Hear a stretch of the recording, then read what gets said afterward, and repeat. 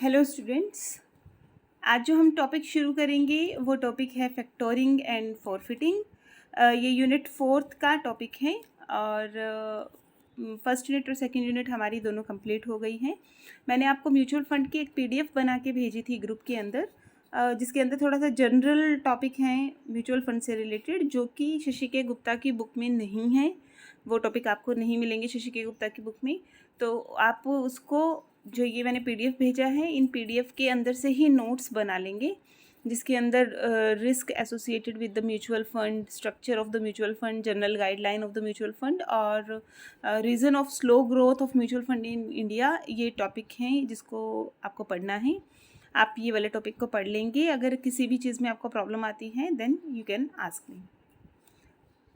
Chapter number 13 है शशि के गुप्ता की बुक के अंदर, यूनिट 4 है और चैप्टर का नाम है फैक्टोरिंग एंड फॉरफिटिंग। हम पहले चैप्टर 4 को यूनिट 4 को कंप्लीट करेंगे, उसके बाद हम थर्ड यूनिट के ऊपर आएंगे, क्योंकि उसमें बहुत सारे छोटे छोटे टॉपिक्स हैं, जबकि एक जो बड़ा टॉपिक जो है वो यूनिट 4 के अंदर है, तो हम पहले इसको कंप्लीट कर लेंगे। सिंपल भाषा में अगर हम फैक्टर को समझने की कोशिश करें कि फैक्टर्स हम किसे कहते हैं, तो हमें पहले समझना पड़ेगा कि फ़ैक्टर की ज़रूरत पड़ी क्यों। मतलब फ़ैक्टर की एंट्री कहाँ होती है बिज़नेस के अंदर, हम ऐसा कौन सा ट्रांजैक्शन करते हैं जहाँ पर फैक्टर अपनी सर्विसेज दे सकता है। क्योंकि हम फाइनेंशियल सर्विसेज सब्जेक्ट कर रहे हैं, तो इसका मतलब है कि फैक्टर कोई ऐसा फाइनेंशियल इंस्टीट्यूशन है, ये बैंकिंग फाइनेंशियल इंस्टीट्यूशन भी हो सकता है, नॉन बैंकिंग फाइनेंशियल इंस्टीट्यूशन भी हो सकता है। ये कोई ऐसा फाइनेंशियल इंस्टीट्यूशन है जो फाइनेंशियल सर्विसेज को प्रोवाइड कर रहा है। अब ये क्या फाइनेंशियल सर्विस प्रोवाइड करता है? एज वी नो कि जैसे जैसे हमारा बिजनेस ग्रो होता जाता है, वी एक्सपेंड आवर बिजनेस, तो हम कैश के साथ साथ क्रेडिट ट्रांजेक्शन्स भी करना शुरू कर देते हैं।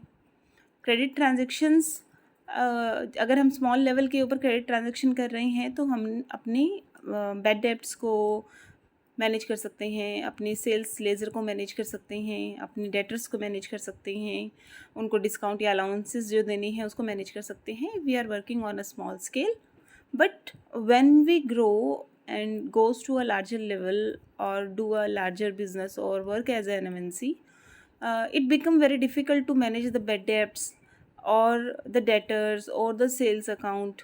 इनको मैनेज करना बहुत मुश्किल हो जाता है।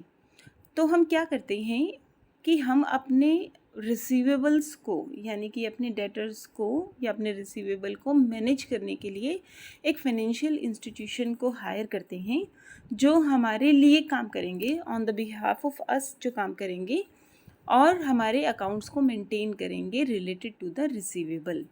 अब पहले तो हमें ये समझने की ज़रूरत है कि रिसीवेबल होते क्या हैं और डेटर्स और रिसीवेबल में डिफरेंस क्या होता है।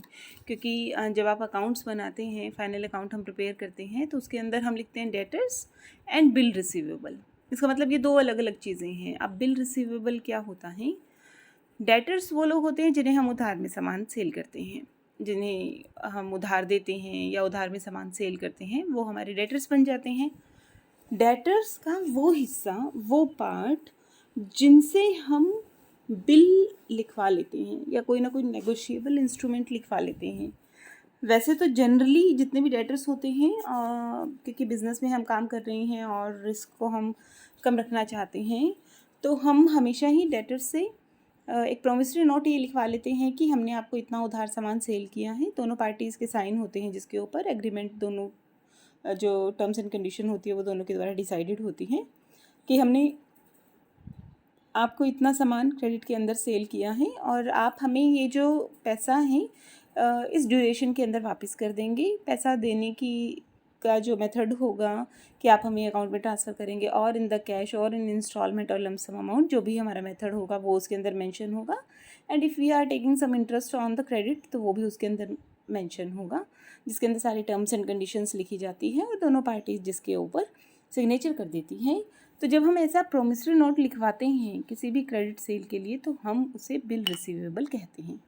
इट इज़ नॉट नेसेसरी कि हम सारे के सारे डेटर से बिल रिसीवेबल लिखवाएं। बहुत सारे ऐसे पार्टीज़ होती हैं जिनके साथ हम बहुत रेगुलर बेसिस पर बिजनेस करते हैं, और इट कैन बी पॉसिबल कि हम उनसे BR ना लिखवाएं। तो BR is a part of debtor थोड़ा सेपरेशन बस इसी तरीके से हम कर सकते हैं कि जो BRs होते हैं वो एक प्रोमिसरी नोट के तौर पर लिखे गए होते हैं। अब या तो कंपनी खुद मैनेज कर लें कि कितने हमारे BR लिखे हुए हैं, कब कब उनको मैच्योर होना है, उनसे हमें पैसे किस तरीके से लेने हैं, कौन से मेथड से हमें पैसे लेने हैं, या तो कंपनी उसको खुद मैनेज कर ले। लेकिन जैसा मैंने अभी कहा कि व्हेन वी ग्रो और वर्क एज एन MNC, तो हम क्या करते हैं, फैक्टर्स को हायर कर लेते हैं, ऐसे फाइनेंशियल इंस्टीट्यूशंस को हायर कर लेते हैं जो हमारी कंपनी के लिए हमारे BRs को या रिसीवेबल्स को मैनेज करते हैं। फिर वो कंपनी की टेंशन नहीं है, फिर वो फैक्टर की जो फैक्टर इंस्टीट्यूशन है वो अपने आप देखता है कि कौन सा BR कब मैच्योर होगा, पैसे उनसे लेने हैं, कितना उनसे पैसा लेना है, लमसम में लेना है या जो भी टर्म्स एंड कंडीशंस हैं उसके अकॉर्डिंग जो लेना है, तो वो BR अपने आप जब भी मैच्योर होगा फैक्टर उसको अपने आप उनसे पेमेंट ले लेगा and then it transfer it to the seller. और जो भी उनका फ़ीस होता है जो सेलर और फैक्टर के बीच में प्री डिसाइडेड होता है, जो भी उनकी सर्विस फ़ीस होती है वो उनको सेलर से चार्ज कर लेंगे। तो मीनिंग और डेफिनेशन की अगर हम बात करें तो फैक्टर क्या है, it can be defined as an relationship जो कि एक एग्रीमेंट के द्वारा क्रिएट होता है between the seller of the good and a financial institution, जिसको हम फैक्टर कहेंगे, उनके बीच में एक एग्रीमेंट होता है। अगर हम बात करें कि फैक्टर इंडिया में कब आया, फैक्टर सर्विसेज इंडिया में कब शुरू हुई, तो RBI ने एक कमेटी बनाई थी which is headed by Shri CS कल्याण सुंदरम, जो कि 1988 के अंदर बनाई गई थी। और 1988 में जो कमेटी बनी उसके बाद इस SBI ने एक सब्सिडरी इस्टेब्लिश की 1991 के अंदर। जैसे म्यूचुअल फंड के अंदर SBI की सब्सिडरी है, वैसे ही फैक्टर की एक SBI की सब्सिडरी है जिसको SBI फैक्टर्स लिमिटेड कहा गया, और 25 करोड़ की ऑथराइज्ड कैपिटल के साथ इसने काम करना शुरू किया। वेस्टर्न जोन से इन्होंने काम करना शुरू किया और नॉर्थर्न जोन के अंदर ये बाद में वर्किंग के अंदर आया। अगर हम यूनिट्रोइट की डेफिनेशन को देखें, that is unification of private law, Rome 1988 के अंदर इन्होंने डिफ़ाइन किया था फैक्टर को। तो इनके हिसाब से फैक्टरिंग मीन्स एन अरेंजमेंट और an agreement between a factor and his client, जो कि सेलर होता है, which include at least 2 of the following services to be provided by the factor. कम से कम 2 सर्विसेज वो प्रोवाइड करेंगे, फिनेंस करेंगे, मेंटेनेंस ऑफ अकाउंट करेंगे, कलेक्शन ऑफ डेब्ट करेंगे and protection against credit risk करेंगे। कि जो भी हमारा क्रेडिट रिस्क क्या होता है कि बैड डेब्ट क्रिएट हो सकते हैं, तो जो हमारा क्रेडिट रिस्क होता है उसको मेंटेन करने का काम करते हैं, उसके अगेंस्ट हमें प्रोटेक्शन देते हैं। ऐसे फाइनेंशियल इंस्टीट्यूशन को हम फैक्टर्स कहेंगे, और जो सर्विसेज उनके द्वारा दी जाती हैं उनको फैक्टरिंग कहा जाता है। अब कौन कौन सी टर्मिनोलॉजी इसके अंदर हम इस्तेमाल कर सकते हैं। क्लाइंट होता है सप्लायर, वो सप्लायर जो क्रेडिट के ऊपर सामान को बेच रहा है। कस्टमर वो होता है जो उसको खरीद रहा है, जो उसको परचेज़ कर रहा है, जिसको हम डेटर कहते हैं, जो जिसने उधार में सामान खरीदा है जिसको हम डेटर कहेंगे, वो हुआ कस्टमर। अकाउंट रिसीवेबल या बिल रिसीवेबल वो प्रोमिसरी नोट होता है जो दोनों के बीच में लिखा जाता है, between the client and the customer और between the seller and the buyer. Open account sales का मतलब होता है अगर हम बिना किसी प्रोमिसरी नोट को लिखे, बिना किसी रिटन डॉक्यूमेंट के अगर हम उधार सेल कर देते हैं तो उसको ओपन अकाउंट सेल कहा जाता है। एलिजिबल डेब्ट वो डेब्ट्स होते हैं जो कि फैक्टर प्री पेमेंट करने के लिए तैयार होता है, मतलब जितनी डेब्ट के लिए बातचीत होगी, एग्रीमेंट होगा between the seller and the factor, तो उसको एलिजिबल डेब्ट कहा जाएगा। रिटेंशन वो मार्जिन होता है जो कि फैक्टर के द्वारा रखा जाएगा। जो भी उसकी डिस्काउंटिंग की फ़ीस होगी या जो भी वो फ़ी चार्ज करेगा उसको हम रिटेंशन कहेंगे। अब फैक्टरिंग के नेचर की अगर हम बात करें कि फैक्टरिंग का नेचर क्या होता है, तो फैक्टरिंग वो सर्विस हैं जो क्रेडिट बिल्स को कैश में कन्वर्ट करने का काम करते हैं। It is a service of a financial nature involving the conversion of credit bill into cash. जो इसमें रिस्क एसोसिएट होता है वो फैक्टर का होता है, क्योंकि फैक्टर इसी बात की फ़ीस ले रहा है कि जो भी क्रेडिट रिसीवेबल को लेने का रिस्क होगा, टाइमली पेमेंट करने का जो रिस्क होगा, वो फैक्टर के द्वारा बियर किया जाएगा। हालांकि ये टाइप ऑफ फैक्टरिंग के अंदर भी आता है, अगर नॉन रिकॉर्स या रिकॉर्स फैक्टरिंग है तो उसके हिसाब से हम डिवाइड कर सकते हैं कि किसी के अंदर तो जो फैक्टर है वो रिस्क को कवर करेगा और किसी फैक्टरिंग के अंदर फैक्टर जो है वो रिस्क को कवर नहीं करेगा। ये इसके अलग अलग टाइप्स के ऊपर डिपेंड करता है। एक फैक्टर जो है उसको कम से कम 2 फंक्शंस तो इनमें से करने पड़ेंगे। जो गिवन 4 फंक्शंस हैं इनमें से कम 2 फंक्शन उसको करने पड़ेंगे तभी उसको फैक्टर कहा जाएगा। वो 2 फंक्शन कौन कौन से हैं? एक तो एडवांस पेमेंट करना, अकाउंट को मेंटेन करना, लेजर को मेंटेन करना, रिसीवेबल को कलेक्ट करना, रिस्क के अगेंस्ट प्रोटेक्शन देना। कोई ज़रूरी नहीं है कि ये चारों फंक्शन करेगा फैक्टर, लेकिन इसमें से कम 2, जैसे हो सकता है कि वो रिसीवेबल कलेक्शन और अकाउंट मेंटेन करने का काम करे तो रिस्क के लिए वो आपको प्रोटेक्शन नहीं देगा और ना ही आपको कोई एडवांस पेमेंट करेगा। या हो सकता है कि वो आपको एडवांस पेमेंट कर दे और रिस्क के लिए वो आपको प्रोटेक्शन दे, तो उस केस के अंदर वो आपके अकाउंट या लेजर्स को मेंटेन नहीं करेगा। तो इट डिपेंड कि जो फैक्टर है और जो सेलर है उनके बीच में आपस में कैसा एग्रीमेंट हुआ है, उस एग्रीमेंट के हिसाब से ही फैक्टर अपनी सर्विसेज को प्रोवाइड करता है। उसी के हिसाब से वो अपनी फ़ीस को मेंटेन करता है या डिस्काउंट को मेंटेन करता है। इसके अलावा जो फैक्टर है वो एक फाइनेंशियल इंस्टीट्यूशन है जो कि फाइनेंसिंग ऑफ डेट और उससे होने वाले रिस्क को कवर करने का काम करता है। ये कोई बैंक भी हो सकता है, ये कोई फाइनेंशियल इंस्टीट्यूशन भी हो सकता है, बैंकिंग फाइनेंशियल इंस्टीट्यूशन भी हो सकता है, नॉन बैंकिंग फाइनेंशियल इंस्टीट्यूशन भी हो सकता है। अब अगर आप देखेंगे तो एक पिक्चर आपको दिखाई दे रही है। इसमें 3 हमारी पार्टीज़ होती हैं, one is seller, one is buyer and one is factor. अब जो एग्रीमेंट होता है, the agreement is between the seller and the factor, between the seller and the factor agreement होता है फैक्टरिंग करने का। लेकिन जो इन्वॉइसेस और नोटिस होते हैं वो फैक्टर रिसीव करता है फ्रॉम द बायर। मतलब सेलर क्या करेगा, सामान को सेल करेगा, वो यहाँ पर क्रेडिट सेल कर रहा है, क्योंकि क्रेडिट सेल कर रहा है इसीलिए ही फैक्टर की ज़रूरत पड़ रही है। फिर बायर क्या करता है, इन्वॉइसेस और नोटिस दे देता है फैक्टर्स को और फिर वो फैक्टर जो इन्वॉइसेस और नोटिसेस हैं वो सेलर से कन्वे कर लेता है। अब इस केस में क्या होगा कि बायर को जो पेमेंट करनी होगी वो पेमेंट सेलर को करने की बजाय किसको करेगा, वो पेमेंट वो फैक्टर को कर देगा। जो बायर हैं वो जो पेमेंट करेगा वो पेमेंट फैक्टर को कर देगा। तो there are 3 parties, one party is seller, one party is buyer, one party is factor. Mechanism की अगर हम बात करें कि फैक्टरिंग का मैकेनिज़्म किस तरीके से चलता है, तो फैक्टरिंग के मैकेनिज़्म की बात करें तो 3 पार्टीज़ हैं हमारे पास, सेलिंग फर्म है, फैक्टर है और कस्टमर रिसीवेबल हैं या डेटर हम इसको कह सकते हैं, जिससे हमने रिसीवेबल या पेमेंट लेनी है। अब एग्रीमेंट किस किस के बीच में होगा, सेलिंग फर्म और फैक्टर के बीच में होगा एग्रीमेंट। सेलिंग फर्म सामान सेल करेगी कस्टमर को, कस्टमर पेमेंट करेगा फैक्टर को। अब फैक्टर 3 चीज़ें कर सकता है। फैक्टर या तो एडवांस पेमेंट कर सकता है, जैसे ही उसको बिल रिसीवेबल रिसीव होंगे वो उसके ऊपर एडवांस पेमेंट कर देगा, जब वो मैच्योर होंगे तब वो पेमेंट ले लेगा। या वो फाइनल पेमेंट कर सकता है डिडक्टिंग फीस एंड चार्ज। मतलब जब वो एडवांस पेमेंट करेगा तो ऑब्वियस बात है कि वो सारी की सारी एडवांस पेमेंट तो नहीं करेगा। ऐसा तो नहीं है कि 10 करोड़ का आपने सामान सेल किया उधार के ऊपर तो वो पूरे 10 करोड़ आपको दे देगा। वो कुछ परसेंटेज ऑफ एडवांस पेमेंट करेगा टू द सेलर, सारे का सारा पेमेंट नहीं करेगा। और जो बाकी का जो रह गया है वो अपने फ़ीस को, चार्जेस को, डिस्काउंट को मेंटेन करने के बाद वो फाइनल पेमेंट करेगा और इनवॉइस की कॉपी फैक्टर देता है टू द सेलिंग फर्म। तो मैकेनिज़्म किस तरीके से चलता है, there is a agreement between the selling firm and the factor, दोनों के बीच में एग्रीमेंट होता है। और जो मेथड में पेमेंट के इंस्ट्रक्शंस होते हैं वो फैक्टर के द्वारा कस्टमर रिसीवेबल या डेटर को दिए जाते हैं, मतलब बायर को दिए जाते हैं।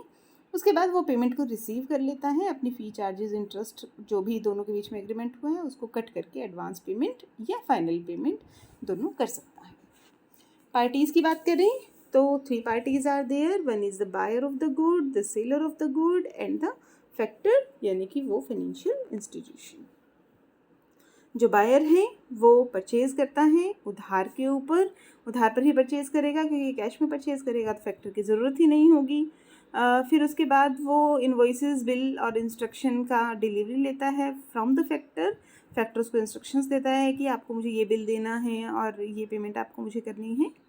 और जो बायर है वो पेमेंट करता है टू द फैक्टर। जब भी कहा जाएगा, अगर उसको एक्सटेंशन ऑफ टाइम चाहिए तो वो भी फैक्टर से वो ले सकता है। सेलर वो फर्म है जो सेल कर रही है ऑन द क्रेडिट, उस फर्म को हम सेलर कहेंगे। वो बायर को सेल करती है। जितने भी इनवॉइसेस, डिलीवरी, चालान जो हैं वो सारे के सारे जो जिससे पेमेंट करनी है ड्यू डेट के ऊपर, उनका एग्रीमेंट होता है between the seller and the buyer. Factor कौन होते हैं? फैक्टर वो कंपनी है, फैक्टर वो इंस्टीट्यूशन है, फाइनेंशियल इंस्टीट्यूशन है जो कि रिसीवेबल से कलेक्शन करता है। जो फैक्टर है वो 80% या उससे ज़्यादा का अमाउंट रिसीवेबल कॉपीज़ के ऊपर पे कर देता है। मतलब जो उनका कमीशन रहता है वो मैक्सिमम टू द 20% तक ही रहता है। और जो फैक्टर है वो पेमेंट रिसीव करता है फ्रॉम द बायर, जो उनके बीच में डिसाइडेड है मैच्योरिटी डेट के ऊपर, वो बायर से पेमेंट को रिसीव कर सकता है। अब बात आती है कि फैक्टरिंग के टाइप क्या है। ये एक बड़ा इम्पोर्टेंट टॉपिक भी है और इसको थोड़ा सा ध्यान से आप समझें भी। टाइप ऑफ फैक्टरिंग में सबसे पहला आता है recourse and non recourse factoring. Recourse and non recourse, जैसा मैंने थोड़ा अभी पहले भी इसका जिक्र किया था। रिकोर्स फैक्टरिंग वो फैक्टरिंग है जिसके अंदर फैक्टरिंग रिस्क को कवर करने के लिए एग्री होता है। जो रिस्क हैं या जो रिस्क होगा या जो लॉस होगा, जिसके लिए फैक्टर रिस्पॉन्सिबल नहीं होगा, जिसके लिए क्लाइंट को ही रिस्क बियर करना पड़ेगा, ऐसे फैक्टरिंग को हम रिकोर्स फैक्टरिंग कहते हैं। रिकोर्स फैक्टरिंग वो फैक्टरिंग अरेंजमेंट है जिसमें फैक्टर को रिस्क को बियर करना पड़ेगा। नॉन रिकोर्स वो है जिसमें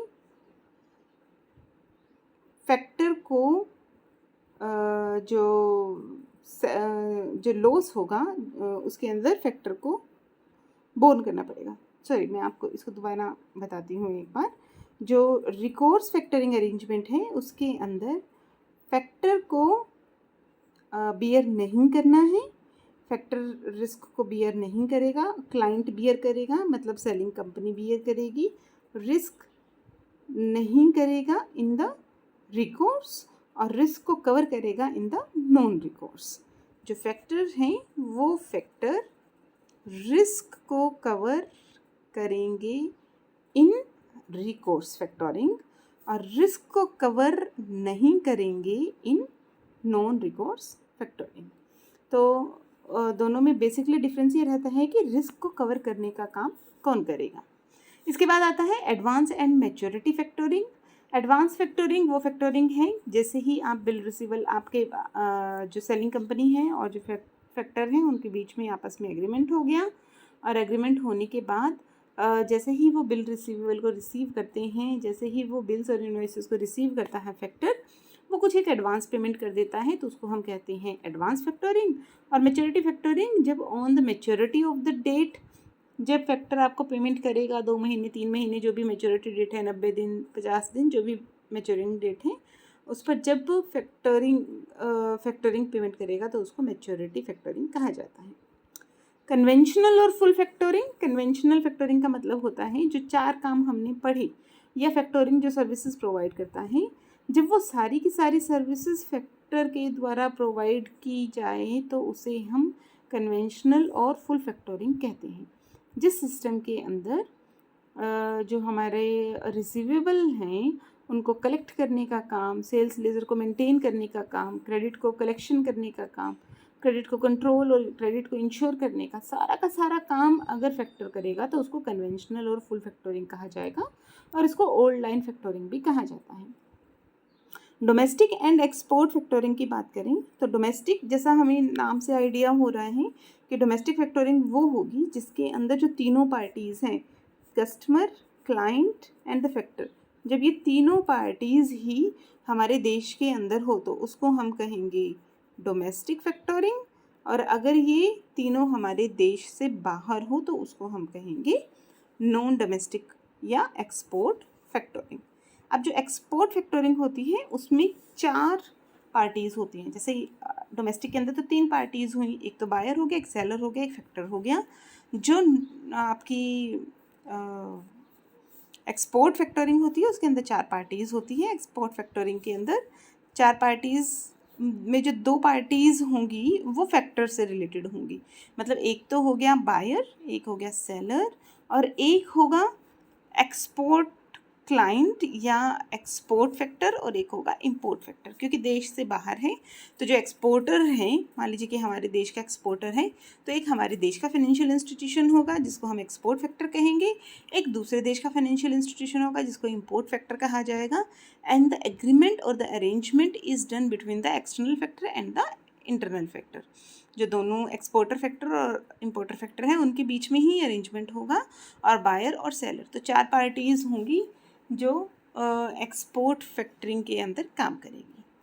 इसके बाद आता है लिमिटेड फैक्टरिंग। लिमिटेड फैक्टरिंग वो फैक्टरिंग होती है जिसके अंदर जो फैक्टर हैं वो सिर्फ सेलेक्टिव बेसिस के ऊपर या सर्टेन इन्वॉइसेस को ही फैक्टरिंग सर्विसेज प्रोवाइड करेंगे। सारे के सारे जो क्रेडिट है उसको वो फैक्टरिंग सर्विसेज प्रोवाइड नहीं करेंगे, उसको हम लिमिटेड फैक्टरिंग कहते हैं। इसके बाद आता है selected seller based and selected buyer based. Selected seller based का मतलब हम सेलर की क्रेडिबिलिटी को देखते हुए, जो फैक्टरिंग है, जो फाइनेंशियल इंस्टीट्यूशन है जो फैक्टरिंग की सर्विसेज दे रहा है, वो सेलर की कैरेक्टरिस्टिक को देखेगा कि सेलर की क्या कैरेक्टरिस्टिक है और उसको देखकर ही वो फैक्टरिंग के एग्रीमेंट को पास करेगा। जबकि बायर बेस्ड फैक्टरिंग के अंदर वो सेलर की कैरेक्टरिस्टिक को ना देखते हुए बायर की कैरेक्टरिस्टिक को और उसकी क्रेडिट वर्दीनेस को चेक करेगा।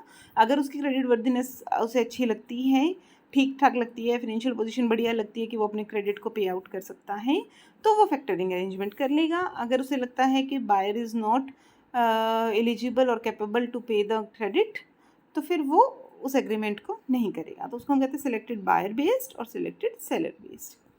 इसके बाद आता है disclosed and undisclosed factoring. Disclosed factoring वो फैक्टरिंग होती है जिसमें एग्रीमेंट के ऊपर फैक्टर का नाम मेंशन होता है।